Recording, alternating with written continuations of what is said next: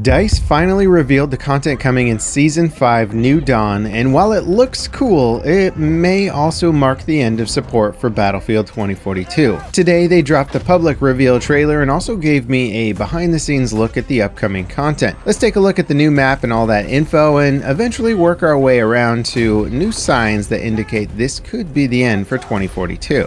The map, Reclaimed, is a winter-themed level set in the wilderness of Czechia. DICE had previously teased this as a location from Battlefield 4's era of content, with hints that it could be related to some fan favorite maps. But it turns out they more or less just meant that the time Battlefield 4 was set in and not a specific map. Reclaimed is essentially a map that's been through 30-ish years of conflict. It features battle-scarred buildings, a derailed train, a fortified bunker, separate zones for infantry and vehicle combat, forests, and more. The map includes some new anti-air emplacements as well that should help keep the skies a little less hostile around key objectives. And it looks like DICE took feedback about the launch maps lacking a strong sense of theming around the game's lore, and they actually poured some effort into making Reclaimed look properly war-torn. The destroyed buildings, graffiti, and natural overgrowth everywhere give it that classic abandoned military base from 30 years ago in the middle of nowhere vibe. That said, it's not the densely packed urban nightmare of, say, an overgrown Siege of Shanghai that fans were initially hoping for. I mean, just look at the urban scenes in the Exodus short film from when the game launched. We still haven't gotten a map that looks anything like this. The good news is, the rework of Hourglass seems like it may come close. It's launching later in the season, and it marks the final launch map to get reworked. Hourglass is being shrunken down to focus the combat on the main road going from the stadium to the downtown area with skyscrapers. Throughout the map, new cover and battle scars have been added. The highway overpass near the central arches of the map has been blown apart with a massive crater beneath it. The skyscrapers have windows blown out and fires raging in them. It also looks like the sand that covered much of the city has been lowered or cleared out, reducing the elevation advantage you get and also creating new pathways throughout the map. Even the outlying areas that used to be sparsely decorated buildings packed with sand have been reworked with fortifications for cover, more destruction, and a better layout. To summarize, the original version of the map felt like a bad sandstorm sort of forced people to evacuate, and the new version looks like that also happened, and then a war was fought in the city. It's still not quite the devastated Middle Eastern metropolis I think the game's tone and setting demand, but it is much closer to what we expected at launch. As for how it plays, well, all the remakes so far have improved their perspective maps to varying degrees of better, and all the changes that DICE previewed for me seem like steps in the right direction. It'll still be a big open map with lots of coarse, rough, and irritating sand that just gets everywhere. But at least now you'll have somewhere to hide when those elevated snipers start taking shots at you. Another highlight of Season 5 is that it's finally adding a proper squad system to the game. You'll be able to create or join squads, gain bonus XP for completing squad orders, and also join matches with your party in a pre-made squad reserved for you and your friends. It's a big quality of life improvement that we're finally getting. Unfortunately, it's unclear if it'll offer complete squad management tools like the ability to kick or ban players from your current squad. Leaks have suggested that it won't, but you never know if that's the final design. Vehicles are also getting some big balance changes like access to thermal scopes and reworked class assignments. Now, of course, Season 5 is also introducing some new weapons. It adds the XCE BAR bolt-action sniper rifle, the GEW-46 assault rifle, and the BFP-50.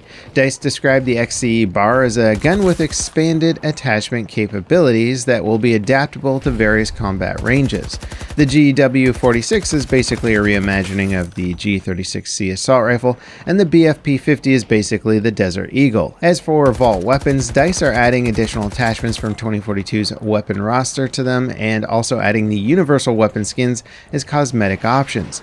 There'll be a selection of updated vault weapons at the start of the season, with more being added later. The first batch includes the M16A3, the ACWR, the A91, the M416, the MTAR-21, and the AEK-971. 3 new gadgets are also coming with this season as well, which might prove to be a pretty controversial addition. As part of the update, DICE is making some major nerfs to Irish's APS gadget that shoots down enemy projectiles and explosives. The nerf features a 5-second window in which the device will keep shooting stuff down after it intercepts the first munition, and then a 7.5-second cooldown before it automatically rearms. So adding 3 new grenades to the mix could cause some additional chaos. The 3 grenades are a spring grenade that launches itself into the air before detonating to ensure players standing behind waist-high cover can't hide from it. There's a new anti-tank grenade that detonates on impact with any vehicle, and finally mini grenades that can be thrown faster and further. It looks like you'll have 2 of these mini grenades instead of just 1. When it comes to cosmetics, DICE are certainly letting their freak flag fly a little with the new specialist skins. They feature 2 distinct factions. One is your typical near future tactical operator look, and the other is a very primal looking nature theme. They both look good, but the primal skins are maybe a little out there for the grounded modern military aesthetic many of 2042's skins do better. DICE are also giving out a free epic skin and XP booster to year 1 pass holders.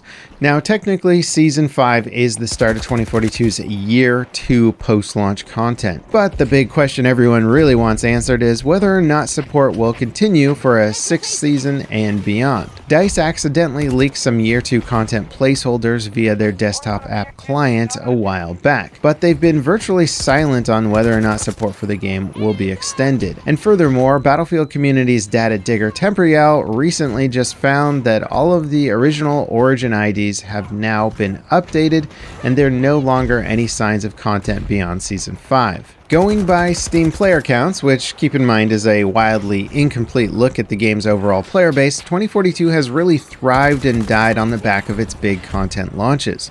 Every season sees a big surge in concurrent players, followed by a tapered decline before settling in around 10 to 15,000 concurrent players until the next content update launches. It's been tough to gauge if the game is growing or winning players back. Every 2042 video I've made has a mix of comments, with some players saying that they gave up on the game after launch and never came back, and others saying that the game is finally fun and it's in a good place right now. Now personally, I believe if DICE was planning to continue support for the game, they would announce it at least with the launch of Season 5. It really doesn't make sense to keep players in the dark any longer than they have to. Season 5's launch is an inflection point for DICE in Battlefield 2042. If DICE drops support with Season 5, it'll leave the community with a massive gap of Battlefield content from the end of Season 5 to the launch of whenever the next Battlefield game is. A sore point in the development of their games, as they tend to neglect their community between major releases. What do you guys make of all this? Do you think Season 5 looks cool? Will DICE continue to support the game beyond Season 5? Let me know in the comments. And up next, check out what mod support has done for a beloved tactical FPS with this next video. As always, thanks for watching, and I'll see you next time. This is LevelCap, signing off.